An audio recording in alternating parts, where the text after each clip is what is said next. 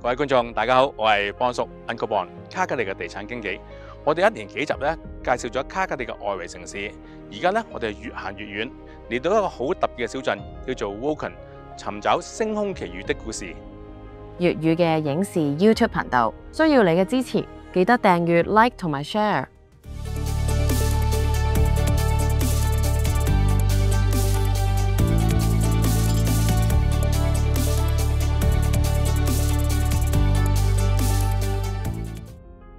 嗱，如果咧你有翻咁上下年紀咧，一定有睇過《星空奇遇》呢套電視劇嘅。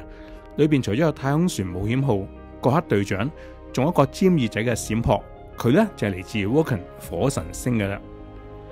天文學家咧一早就講明噶啦，冇一粒星咧係叫做 Woken 嘅火神星，但事實上咧阿省真係有個小鎮啦，係用火神星嘅命名喎，仲有個閃撲銅像添。Woken 喺邊？我哋由卡加利出發，沿1號公路向東行，然後轉24號公路，2個鐘頭就到啦。成個鎮啊都唔夠2000人，入到嚟咧，感覺好似去咗主題公園咁，因為成個鎮咧都係以星空奇遇做主題嘅。全個鎮咧最有特色地方咧就呢一座星空奇遇博物館啦，係所有 Star Trek 嘅發燒嚟朝聖嘅地方。星空奇遇嘅發燒友有幾癲呢？癲到佢哋每一年咧都會喺呢度咧舉辦一個為期3日嘅閃撲日 Sport Day， 到時世界各地嘅發燒友咧都會飛嚟呢度咧開佢哋嘅武林大會。當然唔少得咧，梗係會係角色扮演嘅花車巡遊啦。一直有人問呢，究竟係有星空奇遇呢套電視劇先呢，因為有 Woken 呢個小鎮先嘅呢？答案係有呢個鎮先嘅。Woken 呢個鎮呢已經超過100年，當初用 Woken 命名呢，主要係取自希臘神話裏邊嘅火神。不過後尾食住星空奇遇呢個勢，搞咗個品牌效應，為呢個小鎮添上新衣。我自己咧雖然都係星空奇遇嘅發燒友，但係今次嚟呢個目的咧，主要都係參觀加拿大第一個太陽能公園，同埋展開喺亞省2日嘅潔淨能源之旅。今次嘅潔淨能源之旅主要係風力同埋太陽能，估唔到佢哋卡加利咫尺之間就有全加拿大最大太陽能發電站。由 Woken 出發咧，30分鐘就會嚟到另一個鎮仔叫 Lomond， 呢度只有200人，但係有全加拿大最大一個太陽能發電廠，叫做 Traverse Solar Farm。Traverse 太陽能發電廠佔地3000畝，相等於1600個美式足球場，可以提供15萬個家庭電力。點解叫 Traverse？ 唔係老闆叫 Traverse， 即係當地個水庫名稱。真正老闆呢，原來係 online shopping 龍頭 Amazon。根據合約，Traverse 每年會將86% 嘅太陽能電力賣俾 Amazon， 作為 Amazon 進軍加拿大再生能源嘅第一步。Woken 咧，除咗有全國最大嘅太陽能發電廠之外咧，亦有全國最大嘅風力發電。我而家後邊呢度咧就係由丹麥財團投資嘅 Buffalo Creek Wind Farm， 佢總共有83座風車，可以提供10萬個家庭嘅電力需求嘅。由 Woken 出發，再開90分鐘車，就會到達今次旅程嘅終點 Pitcher Creek。呢度係亞省最大風同埋最多風車嘅地方，總共有272座風車。前面呢就已經見到 Waterton 國家公園嘅指示牌啦。大家可能唔知啊，亞省嘅風車數量呢係全國第3嘅，僅次於安省同埋魁省。目前呢全省係900座風車，主要集中喺亞省南邊嘅地方嘅。呢一次呢原本只係一個地產之旅嘅，重點呢係介紹卡加利嘅外圍城市，點知呢就越走越遠，冇諗到最後變成一次再生能源之旅。塵世間呢有2種浪漫，一種係相濡以沫，另一種係相忘於江湖。一個連去 Banff 都覺得遠嘅人，居然可以走完整個旅程。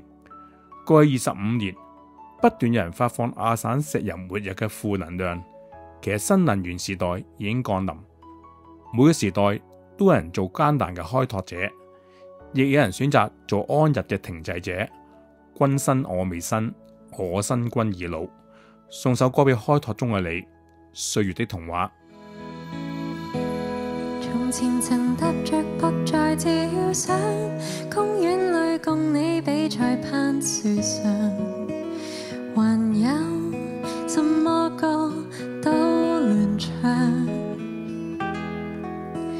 插着褲帶哨子吹響，看夕照是如此漂亮，一切這樣分享。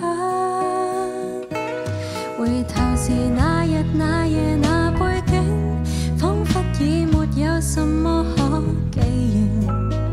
時間製造缺陷不停，這夜如可閉上眼睛，再共我回憶中約定，心裏就有感應。即使走過幾趟遠路，如何都睜不開歲月擺布，這刻收一收腳步，為對方拍拍滿身的塵土。好想知你可會快樂，還是總打不開生活煎熬，只想你仍安好。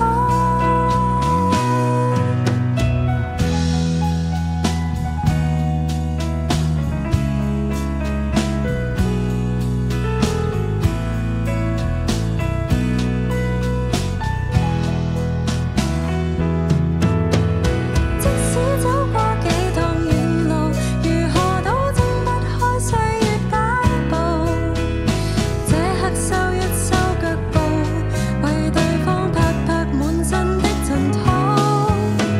好想知你可會快樂，還是總打不開生活煎熬，只想你仍安好。